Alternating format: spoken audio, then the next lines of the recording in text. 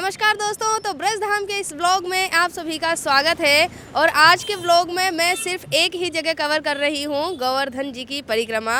रात को मैं आई थी वृंदावन में, तो फिलहाल आप जो व्यू देख रहे हैं ये है वृंदावन का।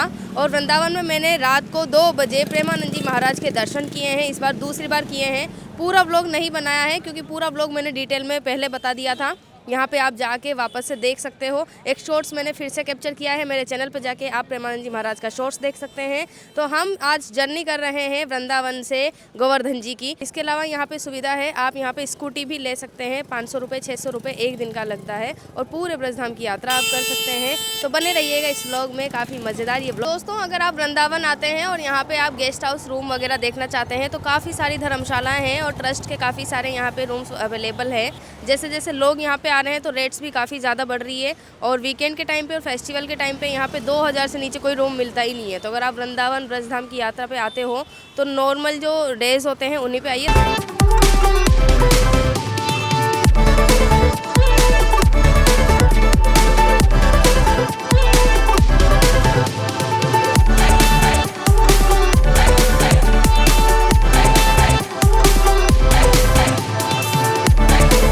तो दोस्तों, मैं आ गई हूँ वृंदावन के मुख्य चौराहे पे। ये वाली जो सड़क है राइट हैंड पे, वो सीधी जाती है गोवर्धन जी को। और ये वाली जो सड़क है ये वृंदावन में जाती है। पीछे जो राइट हैंड पे जो सड़क है वो मथुरा से आ रही है। तो यहाँ पे 7 नंबर बस आती है ऑरेंज कलर की, जो वृंदावन से डायरेक्ट जाती है गोवर्धन धाम। इस तरह की बस आती है जो लो फ्लो टाइप जो बड़े शहरों में चलती है। अब ये यहाँ पे भी चलने लग गई है। तो इसी तरह की बस आएगी जो वृंदावन और ब्रज धाम जैसे सारे धामों की यात्रा करवाती है। यहाँ से प्रेम मंदिर सिर्फ 500 मीटर की दूरी पर है। इसके अलावा यहाँ पे जो देखने वाले पॉइंट्स है वो आपको दिखा देती हूँ। बांके बिहारी मंदिर है, यमुना घाट है, राधा वल्लभ मंदिर है, प्रेमानंद जी के दर्शन आप यहाँ पे कर सकते हैं। और इसके अलावा प्रेम मंदिर है, वैष्णो देवी मंदिर है और प्रिया कांजू मंदिर है। और भी काफ़ी यहाँ पे छोटे छोटे मंदिर है। जिस तरह से आप जानते हैं कि वृंदावन जो है मंदिरों के नाम पे ही फेमस है। और जब आप मथुरा से वृंदावन के रास्ते पे आएंगे तो एक मंदिर और दिखेगा वाइट कलर का बना हुआ, जिसे बोलते हैं पागल बाबा मंदिर। और वो मंदिर जो है 9 मंजिला मंदिर है, काफ़ी बड़ा मंदिर है।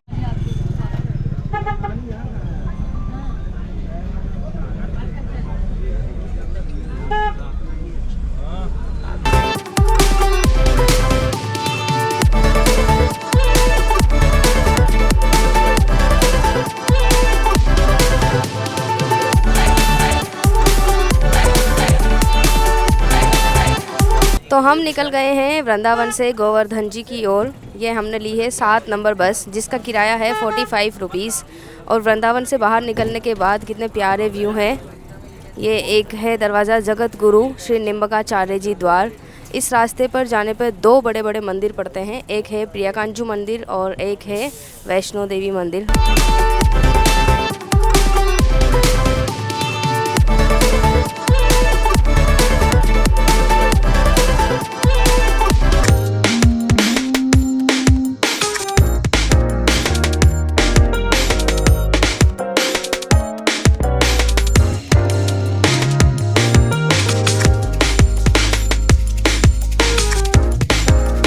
तो दोस्तों, 40 मिनट का सफ़र करके हम वृंदावन से आ गए हैं गोवर्धन धाम। और पीछे आप देख रहे हैं यहाँ पे पार्किंग है। बसेस जब आती हैं तो यहीं पे रुकती है, यहीं पे पार्क होती हैं।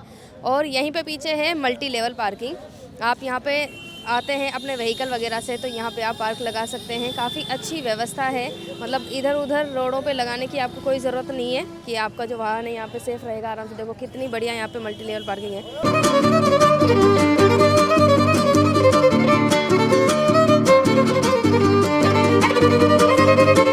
वेलकम टू द गोवर्धन धाम। आपको बता देती हूँ, ये है गोवर्धन धाम। दान घाटी मंदिर जो है यहाँ से थोड़ा सा आगे जो आपको ध्वजा दिख रहा होगा वाइट कलर का। इसके अलावा बड़ी परिक्रमा मार्ग है लेफ्ट हैंड पे, जहाँ से हम परिक्रमा की शुरुआत करेंगे। तो करीब 10 किलोमीटर चलने के बाद में हम वापस इसी जगह पे आ जाते हैं और फिर हम छोटी परिक्रमा मार्ग में प्रवेश करते हैं, जिसके बाद आता है कुसुम सरोवर और राधा कुंड। वो छोटी परिक्रमा मार्ग में आता है। पूछरी का लोठा और ये सब जो मुखारविंद मंदिर है ये बड़ी परिक्रमा मार्ग में आता है। तो दोस्तों, मैं आ गई हूँ दान घाटी मंदिर के पास में। यहीं से परिक्रमा की शुरुआत होती है। दान घाटी मंदिर से लेफ्ट हैंड पे ये रास्ता जा रहा है बड़ी परिक्रमा मार्ग का। देखिए सामने बोर्ड लिखा हुआ है 3 किलोमीटर चलने के बाद में आएगा आन्योर और 8 किलोमीटर चलने के बाद आएगा जतीपुरा, 6 किलोमीटर के बाद में आएगा पूंछरी का लोठा। सभी लोगों को आप देख सकते हैं यहाँ पे जो है दंडवत प्रणाम करने के बाद में परिक्रमा की शुरुआत की जाती है। सभी लोग अपनी श्रद्धा के अनुसार यहाँ पे परिक्रमा करते हैं। कुछ लोग नंगे पैर शुरुआत करते हैं, कुछ पूरे रास्ते दंडवत करते हैं। अलग अलग तरह से यहाँ पे जैसे ही लोगों की जो मनोकामनाएं पूरी होती हैं या जो लोग अपनी मनोकामनाएं लेके यहाँ पे आते हैं उसके अकॉर्डिंग वो परिक्रमा करते हैं।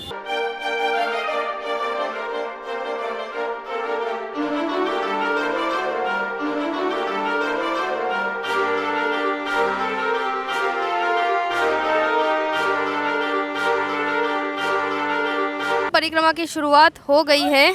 यहाँ आसपास में छोटी छोटी रेडी टाइप की लगी हुई है जिसमें आप चिल्लर ले सकते हैं। यहाँ पे गरीबों को दान करने के लिए चिल्लर की इस तरह से पोटली मिलती है। यहाँ पे आप इनको बड़ा अमाउंट देके और खुले पैसे ले सकते हैं। पास ही में यहाँ पे छोटे छोटे स्टॉल आपको रास्ते में मिल जाएंगे जहाँ आप चाय नाश्ता वगैरह कर सकते हैं। इसके अलावा ये ई रिक्शा गाड़ियाँ वगैरह भी यहाँ पे चलती हैं। जो लोग पैदल चलने में समर्थ नहीं है वो इनसे परिक्रमा कर सकते हैं। ये यहाँ पे सुविधाएं हैं और यहाँ पे जो रहने वाले लोग हैं वो उनके इस तरह के यहाँ पे ठिकाने हैं। ये है शनिदेव भगवान। तो स्टार्टिंग जो व्यू है वो इस तरह का है। एक तरफ रेलिंग लगी हुई है लोहे की और ये पूरा इस तरह से सड़क है जिसे पैदल पैदल जाना होता है। दोस्तों जब अगर आप यहाँ पे ई रिक्शा से परिक्रमा करना चाहते हैं तो 400 से 500 रुपये में पूरी परिक्रमा होती है। आधी परिक्रमा करने के बाद में 200-300 रुपये में ई रिक्शा से आप आधी परिक्रमा कर सकते हैं, आधी पैदल कर सकते हैं। यहाँ की परिक्रमा मैंने कम से कम 5-6 बार की है, लेकिन सच बताऊँ ये दूसरी बार है जो मैं अच्छे से करने जा रही हूँ। कभी मुझे थकान हो जाती है और कभी हम भूल जाते हैं रास्ता। 2.5 किलोमीटर चलने के बाद में एक आन्योर ग्राम आता है। यही यहाँ की ग्राम सभा है और यहाँ पर देखिए जो द ब्रिज फाउंडेशन है उसने एक फाउंडेशन करवाया है। पीछे आप सरोवर देख सकते हैं, छोटा सा सरोवर है और बहुत ही शांति भरा ये जगह है जहाँ पे आप थोड़ी देर रिलैक्स कर सकते हैं, बैठ सकते हैं। और इस कुंड का नाम है शंकरषण कुंड।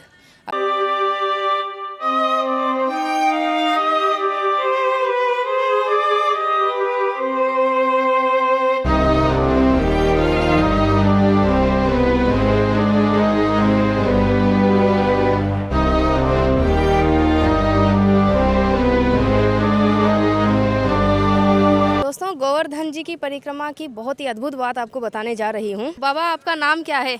मेरा नाम बचन दास है बेटा।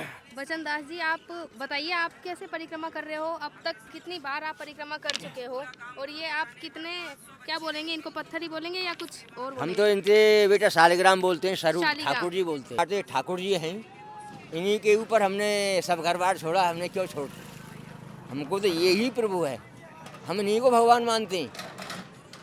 अच्छा हाँ, अब इनको भगवान नहीं मानेंगे तो फिर हम क्या करेंगे? तो आप ये परिक्रमा के लिए पूरा घर बार छोड़ के आ गए? हाँ, सब हमको दूर नहीं है, हमारे 3 किलोमीटर दूर है। यहाँ से घर आपका 3 किलोमीटर दूर है? राधे श्याम बेटा। ये कितने शालिग्राम है? ये 1161 है। 1161 शालिग्राम है। 1161 शालिग्राम को 1161 बार ये आगे बढ़ाते जाएंगे और इसी तरीके से ये 21 किलोमीटर की परिक्रमा करेंगे। देख रहे हो कितनी कठिन ये परिक्रमा कर रहे हैं और सिर्फ अपनी ही इच्छा से कर रहे हैं, कोई मजबूरी नहीं है। कोई शायद मनोकामना रही होगी आपकी? नहीं, हमारी बेटा कोई मनोकामना नहीं, जन कल्याण के लिए है। अच्छा, इनका देखिए ये कार्ड भी है। निष्काम भक्ति है हमारी, संसार के लिए निष्काम ही हमारा सब है। खुद जो हमने संकल्प किया है सब जनता की सेवा के लिए, प्रभु के लिए किया है, हमने अपने लिए कुछ नहीं किया। क्या बोलना चाहोगे गोवर्धन जी के लिए? हमारे तो गोवर्धन ही तो कृपा कर रहे हैं, उन्हीं कृपा थी। बाकी लोगों को क्या मैसेज देना चाहोगे? अरे बाकी के लोगों के लिए है सब भाई। ऐसे हम तो भक्ति कर रहे हैं, यहाँ से ठाकुर जी के खाते में जाता है और ठाकुर जी सबके खाते में भेज देते हैं। अरे वाह, बहुत बढ़िया बात बोली है। नमस्कार, अच्छा लगा आपसे मिलके। ये इनका कार्ड है, देखिए आप इस पर पूरी जानकारी देख सकते हो। बाबा बचन दास जी। तो 5.5 किलोमीटर की यात्रा के बाद में ये एक मुख्य मंदिर आता है, इसके दर्शन करने ज़रूरी होते हैं। इसके बाद आगे परिक्रमा को जो है कंटिन्यू रखते हैं। कहते हैं कि पूंछरी का लोठा जो है श्री कृष्ण के अष्ट सखाओं में से एक है और कहते हैं कि ये वही स्थान है जहाँ पे श्री कृष्ण सबसे ज़्यादा गायें चराया करते थे। तो दोस्तों परिक्रमा का जो दूसरा पड़ाव है वो है गोवर्धन जी का मुखारविंद जी मंदिर और यहाँ पर जो है भगवान गिरिराज जी के मुखारविंद की पूजा की जाती है। यहाँ पे चढ़ावे के रूप में जो है दूध चढ़ाया जाता है। भक्त लोग आते हैं यहाँ पे दूध चढ़ाते हैं। इसके साथ में स्पेशली पूजा भी की जाती है जिसमें जो है चोला वगैरह चढ़ाया जाता है। और यहाँ पे जो है पूरा एक पत्थर के रूप में जो है गोवर्धन जी का आकार बना हुआ है जिसकी पूजा करते हैं, उनके ढोक लगाया जाता है। और ये पीछे जो दूसरा दरवाज़ा है इस तरफ से जो है ज़्यादा भीड़ होती है तो दूसरे दरवाजे से निकलते हैं, बाकी पहला दरवाज़ा जो है वो आगे के रास्ते की तरफ ही है। तो ये जो है मेन परिक्रमा मार्ग है और जो दान घाटी मंदिर है वहाँ से करीब ये 8 किलोमीटर है। 2 किलोमीटर के बाद में जो बड़ी परिक्रमा है वो पूरी हो जाएगी और फिर हम फिर से दान घाटी मंदिर पहुँच जाएंगे और फिर छोटी परिक्रमा शुरू करेंगे। यहाँ पे मुखारविंद जी मंदिर के बाहर में देखिए छोटी छोटी स्टॉल्स लगी हुई है। मुखारविंद जी मंदिर से जब हम निकले हैं पीछे वाले दरवाजे से तो थोड़ा सा कच्चा वाला रास्ता है और ये पूरा वैसी वाइब दे रहा है कि पुरानी गोवर्धन जी की यात्रा जब करते थे। अब तो पक्का वाला रास्ता बन गया है, पक्का सड़क बन गया है। और ये देखो कितना प्यारा लग रहा है, यहाँ पे जंगल ही जंगल है, इधर चारों तरफ पेड़ पौधे हैं, छोटी सी पीछे वो कुटिया जैसी बनी हुई है।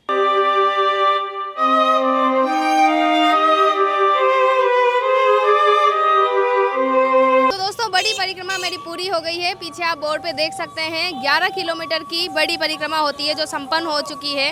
अब ये पूरे हम वापस से गोवर्धन जी में आ गए हैं। अब जो है यहाँ से छोटी परिक्रमा शुरू होगी जो करीब 8 किलोमीटर की है। तो दोस्तों देखिए पीछे बोर्ड बना हुआ है जिस पे लिखा हुआ है छोटी परिक्रमा। तो बड़ी परिक्रमा कंप्लीट करने के बाद में लेफ्ट हैंड पे 50 मीटर के आगे ये बोर्ड दिख जाता है छोटी परिक्रमा मार्ग प्रारंभ, और यहाँ से छोटी परिक्रमा होगी।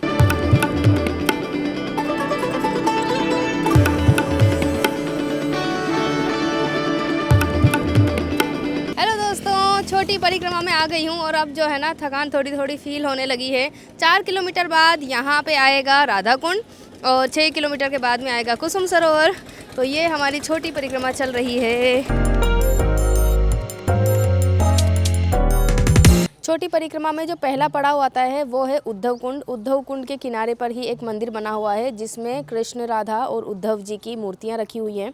अब उद्धव जी कौन है ये भी मैं आपको बता देती हूँ। कई लोगों को जो प्राचीन लोग हैं, जो पुराने लोग हैं, जिन्होंने महाभारत, गीता और कृष्ण के बारे में जाना है उनको तो मालूम होगा, लेकिन जो नए लोग हैं उनको मैं बता देती हूँ कि उद्धव जी कृष्ण भगवान के चचेरे भाई थे और उद्धव जी और कृष्ण के बीच में काफ़ी प्रेम था। कहते हैं कि जब कृष्ण भगवान ने ये संसार छोड़ा था तो उन्होंने उद्धव को उद्धव गीता जो है गिफ्ट की थी, जिसे हंस गीता भी कहा जाता है, जिसे पढ़ने के बाद में जो कि वो कृष्ण भगवान के बारे में ज़्यादा याद ना करें और ज़्यादा परेशान ना हो, इसलिए कृष्ण भगवान ने उद्धव को उद्धव गीता दी थी।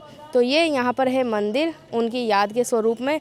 पास ही में यहाँ पे कुंड बना हुआ है जिसे उद्धव कुंड कहा जाता है।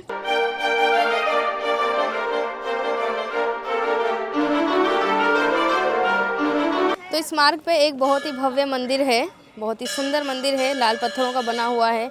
ये देखिए मेरे पीछे, और ये है श्री श्री चैतन्य महाप्रभु का मंदिर। चैतन्य महाप्रभु की यहाँ पे बड़ी सी मूर्ति भी लगी हुई है और बहुत प्यारा मंदिर है। इस परिक्रमा में मैंने ये पहली बार ही देखा है। संगमरमर की सीढ़ियाँ बनी हुई है और अच्छा खासा यहाँ पे जो है ये परिसर है प्यारा सा।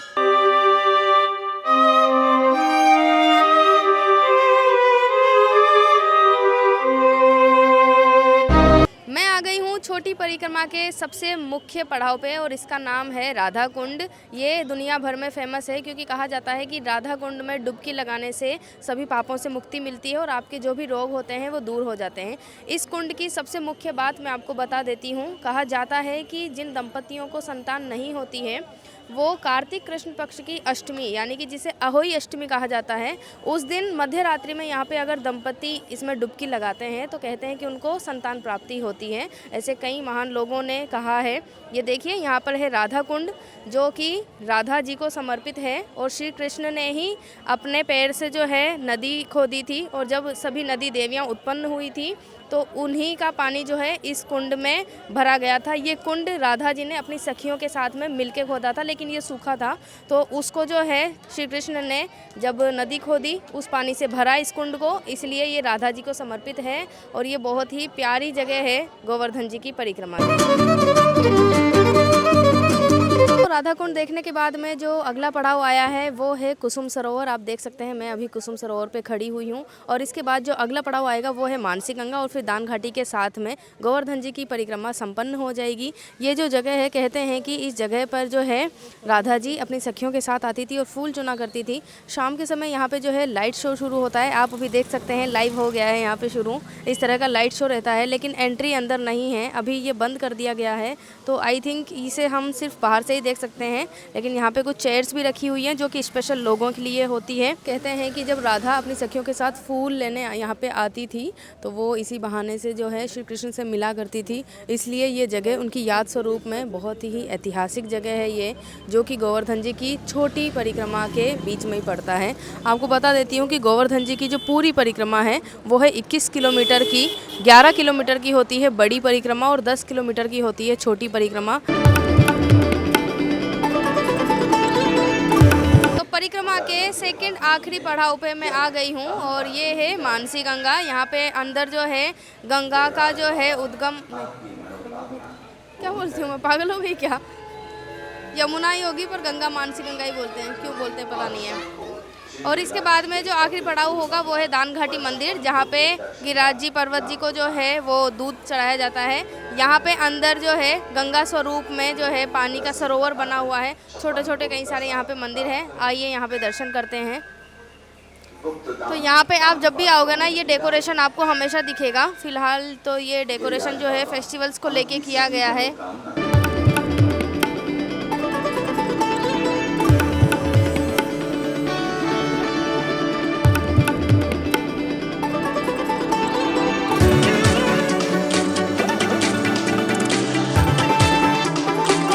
दान घाटी के दर्शन करने के बाद में गोवर्धन जी की परिक्रमा पूरी होती है। ये है गोवर्धन जी की पूरी परिक्रमा का आखिरी पड़ाव। ये पूरी परिक्रमा जो मैंने की है वो है 21 किलोमीटर की, 7 कोस की परिक्रमा होती है ये। और जो शुरुआत होती है वो होती है इस तरफ से, मंदिर के सामने से ही ये वाला रास्ता। ये परिक्रमा मैंने शुरू की थी सुबह के 11 बजे और कंप्लीट हुई है ये शाम के 7:30 बजे। तो इतने घंटे लगते हैं, जबकि मैंने बहुत कम ब्रेक लिए थे और थकान तो बहुत ज़्यादा हो गई है, क्योंकि 21 किलोमीटर लगातार चलना, जो पैर के तलवे हैं वो स्वेलिंग आ गई है और दर्द करने लग रहे हैं। लेकिन जो सुकून है वो बहुत ही अच्छा लग रहा है। मतलब मैंने जो गोवर्धन जी की परिक्रमा है वो कम्प्लीटली बहुत ही अच्छे तरीके से 2 बार पूरी की है। इसके अलावा मैंने ई-रिक्शा वगैरह और स्कूटी वगैरह से ही की है पूरी यात्रा। तो ये है दान घाटी मंदिर। देखिए आप, मंदिर आपको दिखा देती हूँ, कितना भव्य मंदिर है। सफ़ेद कलर के 3 परकोटे बने हुए हैं जिन पे ध्वजाएं लहरा रही है। और फिर जो है गोवर्धन जी को उठाते हुए श्री कृष्ण को दिखाया गया है, जिसमें उनके साथ में जो है ग्वाले वगैरह, गोपियाँ और गायें भी हैं। जो उस टाइम का जो पूरा विजुअल है वो इस तरीके से यहाँ पे डिस्क्राइब किया गया है। ये है यहाँ पे प्रवेश द्वार और वहाँ पर है निकास द्वार। 2 दरवाजे बने हुए हैं। मंदिर के अंदर जो है दूध चढ़ाया जाता है, दूध चढ़ाने की यहाँ पे परंपरा है, इसीलिए इसको जो है दान घाटी मंदिर की कहा जाता है, क्योंकि यहाँ पे जो है दूध का दान किया जाता है। कई लोग जो हैं जिनके घर में पशु होते हैं, जब पहला बच्चा उनका होता है पशु का, तो उसके बाद जितना भी दूध निकलता है वो यहाँ पर आगे दान घाटी में अर्पित करके जाते हैं। तो ये है महिमा गोवर्धन जी की। आई होप आपको ये ब्लॉग पसंद आया होगा। मिलती हूँ आपको अगले ब्लॉग में, तब तक के लिए टाटा बाय बाय, जय माता दी, जय हो गोवर्धन जी महाराज।